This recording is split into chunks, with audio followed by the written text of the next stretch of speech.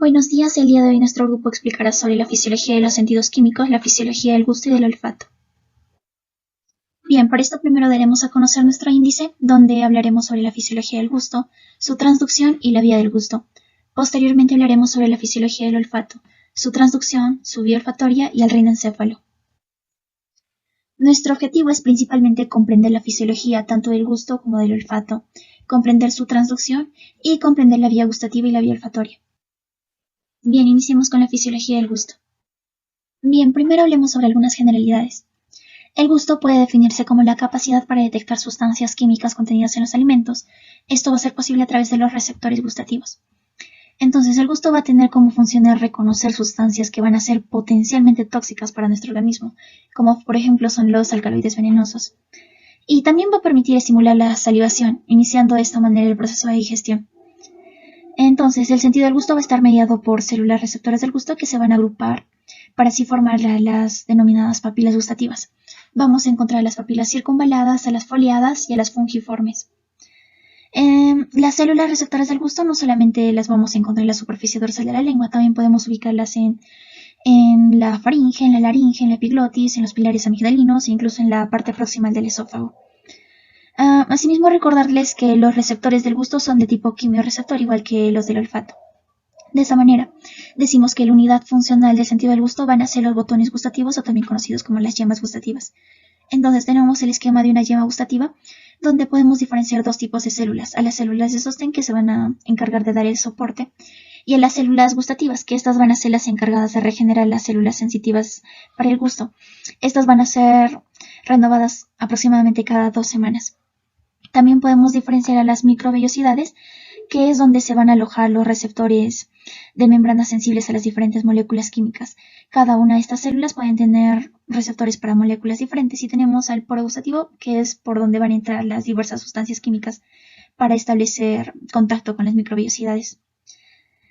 Respecto a los receptores gustativos para el gusto en el ser humano, van a contener diversos receptores que pueden ser capaces de distinguir entre 4.000 hasta 11.000 moléculas diferentes. 11.000 moléculas diferentes. En realidad, los sabores que somos capaces de diferenciar se van a agrupar en 5 grupos, como ya sabemos. Tenemos al sabor dulce, al sabor amargo, al sabor agrio, tenemos al umami y al salado.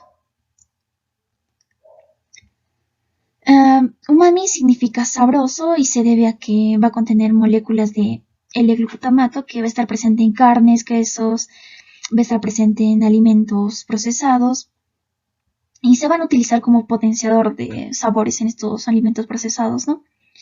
Por otro lado, la percepción y la codificación del sabor que hace nuestro sistema nervioso central no depende solo de las células sensitivas del gusto, sino que también va a estar acompañado por la activación de los quimiorreceptores del olfato. Por esto es que muchas veces hemos experimentado que cuando vamos a taparnos la nariz, vamos a anular el sentido del olfato, van a haber algunos alimentos que van a cambiar radicalmente de sabor. Entonces, el conjunto de activación de estos receptores junto con las de las moléculas del olfato, esto va a provocar que aquellas sustancias químicas que van a escapar del propio alimento o en el proceso de masticación que van a llegar hasta las fosas nasales, nos van a generar esa percepción del sabor. Y además hay otros receptores que van a detectar cosas como la textura, temperatura de los alimentos, que también van a formar parte de este conjunto de señales que nuestro sistema nervioso central va a interpretar como un sabor determinado. Y por último, como dato curioso, agregar que vamos a tener también, por así decirlo, sabores como el picante, estos van a ser debidos a moléculas como la capsaicina, que en realidad no van a activar ningún tipo de receptor sensitivo, sino van a activar receptores para el dolor. Es por esto que el picante no va a ser considerado como una sustancia, como una sensación gustativa primaria. Bien, continuemos con el umbral gustativo. Los umbrales son las intensidades que cada persona tiene para percibir las sensaciones a través del gusto. Las sustancias para ser percibidas van a necesitar tener una concentración determinada, ¿no? Es por esto que en el gráfico podemos ver a los diferentes tipos de umbrales que van a necesitar los diferentes sabores para poder ser activados. Pasemos a ver cómo funciona el mecanismo de transducción de señales desde la molécula química que va a reaccionar con la célula gustativa como lo vimos anteriormente. a la comunicación con las células sensitivas que van a enviar señales a nuestro sistema nervioso. Bien, en este caso agrupamos a los sabores en dos tipos de mecanismos, pues la célula sensitiva va a tener dos tipos de receptores.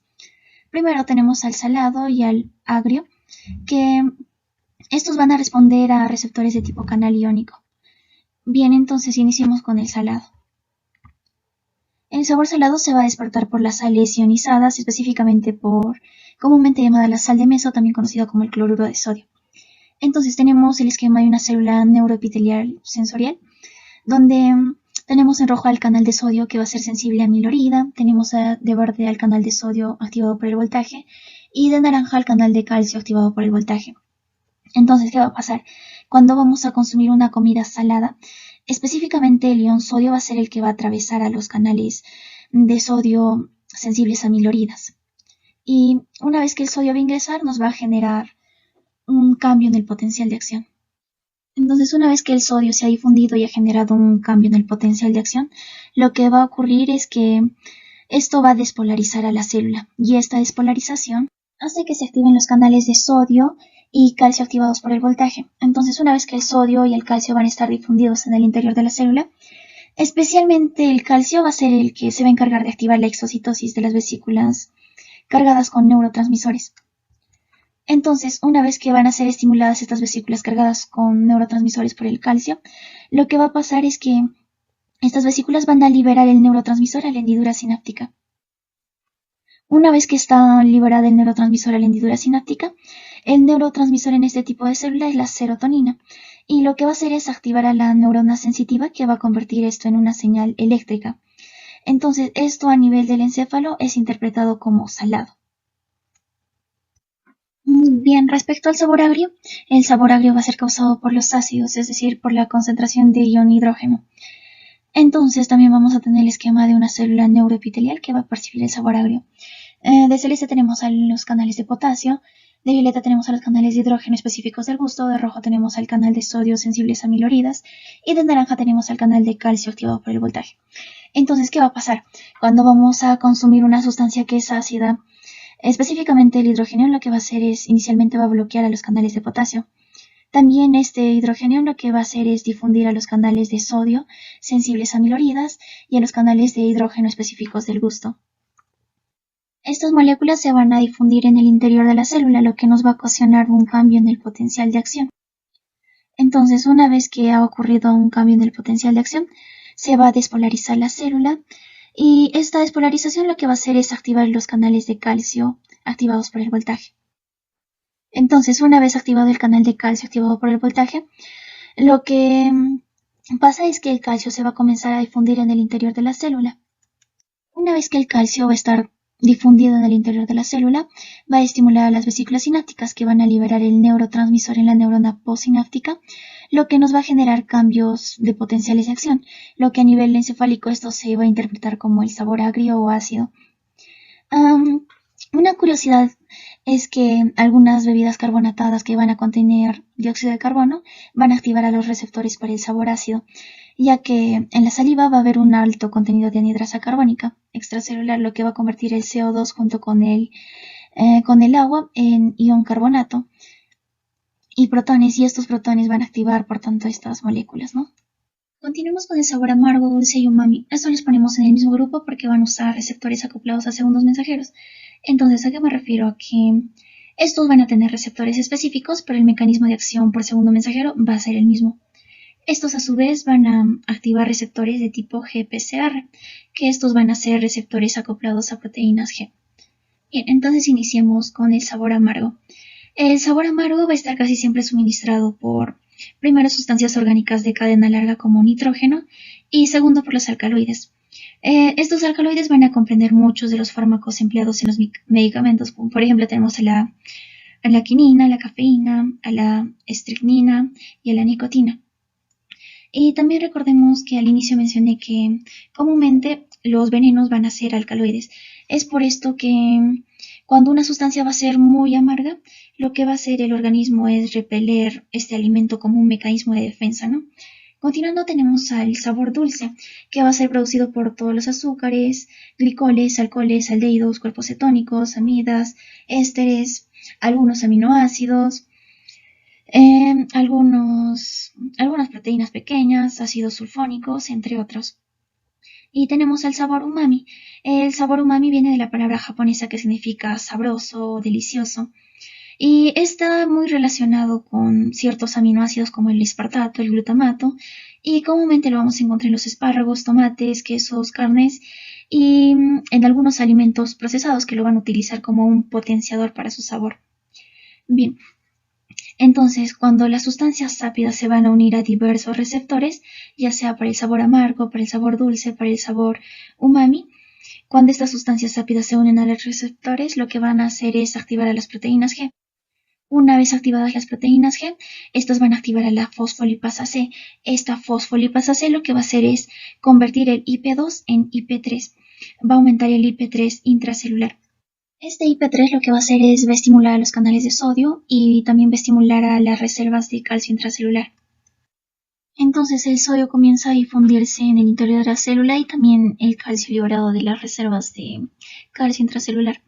Esto nos va a generar un cambio en el potencial de acción, que podemos apreciarlo acá. Este cambio en el potencial de acción va a hacer que la célula se despolarice, lo que nos va a originar que se abran los canales de calcio. Y una vez que el calcio empieza a difundirse en el interior de la célula junto con las reservas, junto con el calcio que fue liberado de las reservas de calcio intracelular, esto hace que se estimulen las vesículas sinápticas que van a liberar el transmisor en la neurona postsináptica, lo que va a generar potenciales de acción que a nivel encefálico se puede interpretar como sabor amargo, sabor dulce y sabor umami. Bien, continuamos con la vía gustativa. Las inervaciones sensitivas de la lengua va a estar dada por el nervio cuerda del tímpano, que sabemos que va a provenir de la rama del nervio facial, que junto con el nervio lingual, que es rama del trigémino, van a inervar los 2/3 anteriores de la lengua. Y una rama del glosofaringio va a inervar el tercio posterior de la lengua. Ahora, la raíz lingual, el epiglotis, la faringe, el paladar van a estar inervados por el 10º par, que vendría a ser el nervio vago. Va a depender de qué nervio vaya a recoger la sensación gustativa para saber dónde debe estar localizada la primera neurona, ¿no? Por ejemplo, si la sensación gustativa va a ser traída de los 2/3 anteriores de la lengua, la primera neurona va a estar ubicada en el ganglio feniculado del nervio facial. Entonces, si la sensación gustativa va a ser traída del nervio glosofaringio, la primera neurona va a estar localizada en el ganglio petroso. Y de la misma manera, ¿no? Si el nervio vago va a traer la sensación gustativa, la primera neurona va a estar ubicada en el ganglio nudoso. Ahora, todas estas fibras gustativas hacen sinapsis en el núcleo del tracto solitario. Este va a estar situado en la región posterior del tronco del encéfalo. Estos núcleos van a enviar neuronas de segundo orden hacia una pequeña zona del núcleo ventral posteromedial del tálamo.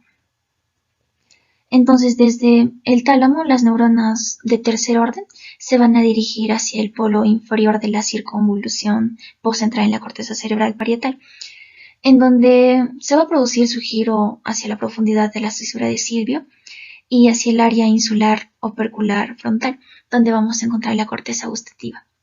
Ahora, respecto a algunas conexiones de la vía gustativa, el núcleo del tracto solitario se va a conectar con el núcleo central tegmental y el núcleo parabraquial.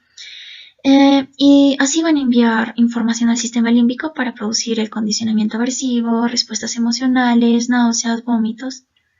Y también se va a conectar con el núcleo salival superior y el núcleo salival inferior para producir de esta manera la salivación. Bien, ahora hablaré sobre la fisiología del olfato. Entonces, evidentemente debemos partir desde lo simple, ¿no? ¿Qué es el olfato? El olfato es uno de los sentidos, mejor dicho, es un sentido que nos permite percibir los olores, ¿no? También denominados odorantes. Y así como en gusto veíamos que teníamos sabores primarios, aquí también vamos a tener olores primarios, ¿no? Y estos son 7: el alcanforado, floral, etéreo, mentolado, almizcleño, pútrido y acre. Bien, ahora como hablamos de fisiología, obviamente el objetivo es explicar cómo es que nosotros logramos percibir estos olores, ¿no? Pero bueno, antes de pasar a ello, debemos recordar algo muy básico, ¿no? Que vendría a ser la mucosa olfatoria. Entonces esta mucosa olfatoria, recordemos que se encuentra recubriendo, ¿no?, todo este techo de la cavidad nasal, y está conformado por las células sustentaculares, las células basales, la glándula de Bowman y las células olfatorias. Las células sustentaculares, bueno, más allá del hecho de que se encarguen de dar sostén, ¿no?, tanto mecánico como metabólico, lo importante a saber es que estas van a formar las proteínas fijadoras de odorantes. Luego tenemos a las células basales, que son células madres que se pueden convertir tanto en células sustentaculares como también en células olfatorias. Y estas células olfatorias vamos a ver que son neuronas, ¿no? Es decir, van a ser una de las pocas neuronas en el organismo que se pueden reemplazar. Bien, luego tenemos a la glándula de Bowman, que se encarga pues de secretar el moco, ¿no?, que se encuentra recubriendo toda esta zona, y también se encarga de secretar lipofucsina, que es el que le va a dar el color amarillo a esta mucosa, por ello es que también se denomina pituitaria amarilla. Y bueno, también esta secreta las enzimas del citocromo P450. Ahora también tenemos estas células olfatorias, que como había mencionado son neuronas, ¿no?, neuronas bipolares, porque vemos que tienen dos polos. Bueno, en el polo luminal vendría a ser básicamente la dendrita. Esta se va a continuar con las vesículas olfatorias, y de las vesículas olfatorias salen varios cilios, ¿no?, que es donde se va a dar la transducción. Ahora bien, en el otro polo tenemos al axón, ¿no?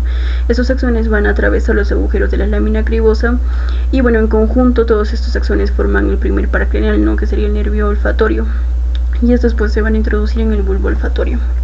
Bien, ahora ¿cómo es que se va a dar cómo es que logramos percibir los olores, ¿no? Evidentemente nosotros primero vamos a inhalar estos odorantes, que no son más que sustancias químicas. Entonces estas se van a ser atrapadas por la mucosa, ¿no? Son atrapadas por el moco, y en el moco estas proteínas fijadoras de odorantes van a captar estos odorantes, ¿no?, y lo van a llevar al receptor olfatorio. Entonces aquí debemos tener en cuenta una cosa, ¿no?, ya que este es el inicio de la transducción.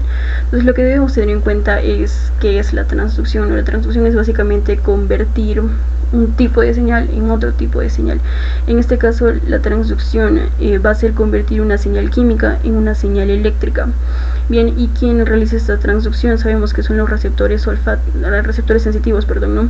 En este caso se trata de los receptores olfatorios, ¿no? Entonces estas proteínas fijadoras de odorantes van a unir el odorante al receptor olfatorio, y como este está asociado a la proteína G, al unirse se activa la proteína G y se desprende la subunidad alfa, ¿no?, la cual se va a unir a la adenilatociclasa, y esta adenilatociclasa va a convertir una gran cantidad de ATP en AMP cíclico, y este AMP cíclico lo que hace es activar una mucho mayor cantidad de canales de sodio, ¿no?, de tal modo que se pueda tener una variación en el voltaje, y pues así tener la despolarización, ¿no? Entonces ya tendríamos básicamente una señal eléctrica a partir de una señal química. Ahora, como vimos, esta proteína G básicamente tiene un efecto multiplicador, ¿no?, es decir, que va a amplificar el estímulo, y es gracias a esto que nosotros podemos percibir los olores, así estos se encuentren en mínimas cantidades. Bien, ahora evidentemente estos odorantes no pueden encontrarse por siempre estimulando al receptor olfatorio, ¿no? Es por ello que estos van a ser degradados. En sí van a ser degradados por las enzimas del citocromo P450, ¿no?, que como recordemos eran secretadas por la glándula de Bowman. Bien, y ahora todo este proceso de transducción en sí va a ser el mismo para todas las sustancias odorantes, ¿no? Y ahora una pregunta sería, pero ¿cómo, si es el mismo, nosotros vamos a poder percibir diferentes olores? Bueno, esto en sí se debe a la codificación poblacional. Es decir, que para cada odorante existe un único receptor olfatorio, de tal modo que obviamente este se va a poder unir solamente a su receptor, y cuando se una a su receptor, no, este se activa, y de este modo pues se sabe que se trata de ese olor. Bien, luego de la transducción vamos a tener a la transmisión. Esta transmisión en sí se va a dar hasta diferentes zonas del encéfalo, ¿no?, que están asociados al olfato, y estas van a conformar el rinencéfalo. Bien, entonces la transmisión viene a ser el transporte y envío de señales por la vía olfatoria. Esta vía olfatoria está conformado por 3 grupos de neuronas, ¿no? El primer grupo de neuronas lo conforman estas células olfatorias, ¿no?, que como ya había mencionado sus axones van a formar el primer paracraneal, el nervio olfatorio, los cuales se van a introducir en el bulbo olfatorio, que es donde van a enviar la señal a la segunda neurona, que vendrían a ser las células mitrales. Bien, entonces estas células mitrales se encuentran pues recorriendo todo el bulbo olfatorio, la cintilla olfatoria y también las estrías olfatorias. Debemos tener en cuenta que son 3 las estrías olfatorias, una externa, una media y una interna. Entonces, si toman esta estría olfatoria externa, se van a dirigir a la amígdala. Esta amígdala se encuentra en el uncus, que vendría a ser pues prácticamente la porción más anterior de la circunvolución parahipocampal, que se encuentra en el lóbulo temporal. Entonces llegan a la amígdala, que es donde envían la señal a una tercera neurona, que se puede dirigir tanto al hipotálamo, al tálamo, como también al tronco encefálico. Bien, entonces, ¿cómo es que para empezar llegan al hipotálamo, no? En sí, esta tercera neurona llega a los centros de hambre y saciedad del hipotálamo mediante las amígdalo hipotalámico, ¿no? ¿Y para qué llega al hipotálamo? ¿Para qué llega a estos centros? Bueno, pues básicamente para estimular o para inhibir esta sensación de hambre, ya que obviamente no, nosotros si olemos, o mejor dicho, si percibimos olores agradables, nos da hambre, ¿no? Pero en cambio, si percibimos olores desagradables, ya se nos quita el apetito. Bien, ahora cómo esta tercera neurona llega al tálamo. Bien, en sí esta tercera neurona va a pasar por todo el fórnix, va a llegar hasta el cuerpo mamilar, y del cuerpo mamilar se envía la señal hacia el núcleo anterior del tálamo mediante el haz mamilotalámico, ¿no? ¿Y para qué se envía al tálamo? Bueno, se envía al tálamo básicamente para estar conscientes, es decir, para darnos cuenta, ¿no?, de que estamos oliendo algo. Pero ¿cómo sabemos nosotros qué es ese algo que estamos oliendo? Bueno, sí, esto es gracias a que algunas de estas segundas neuronas, ¿no?, van a tomar la estría olfatoria media. Entonces, al tomar la estría olfatoria media, estos se van a dirigir directamente hasta la circunvolución del cíngulo, ¿no?, donde van a enviar la señal a una tercera neurona que se encuentra recorriendo toda esta circunvolución hasta finalmente llegar a la amígdala, ¿no? Y de la amígdala puede recorrer el fórnix, cuerpo mamilar, y se llega nuevamente al tálamo. Ahora, ¿para qué no se necesita recorrer toda esta corteza si es que al fin y al cabo va a llegar a la amígdala, ¿no? Bueno, o mejor dicho, ¿por qué? En sí debemos tener en cuenta que nosotros vamos a saber de qué olor se trata por todos los recuerdos que tenemos asociados a ello, es decir, recordamos un olor por todo el contexto, ¿no? Es decir, por ejemplo, nosotros cuando llegamos a casa, ¿no?, incluso antes de abrir la puerta, ¿no?, nosotros inhalamos y, por ejemplo, no sé, sabemos que huele a papa frita, ¿no? Entonces, nosotros ¿cómo sabemos que es papa frita? Porque obviamente tenemos, ¿no?, información sobre cómo es que se ve una papa frita, es decir, área visual, cómo es que se siente el tacto de una papa frita, ¿no?, área sensitiva, cómo es que se come una papa frita, área motora, cómo es que se escucha este sonido del aceite cuando se fríe, área auditiva, ¿no? Entonces obviamente cuando se transmite este impulso por toda esta tercera neurona, empieza a recibir información de estas áreas, del área visual, del área sensitiva, área motora y del área auditiva, ¿no?, de tal modo que esta información va a llegar hasta la amígdala, y de la amígdala recorre, ¿no?, todo el fórnix, cuerpo mamilar, y finalmente llega al tálamo. ¿Para qué? Para que estemos conscientes de qué es ese algo que estamos oliendo.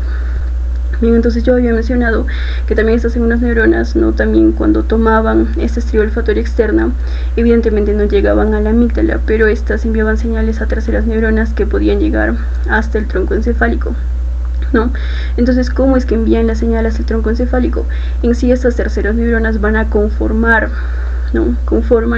la formación reticular descendente. De este modo llegan hasta los núcleos salivales y el núcleo dorsal del vago, que se encuentran a nivel del tronco encefálico, ¿no? ¿Y para qué llegan a estos núcleos?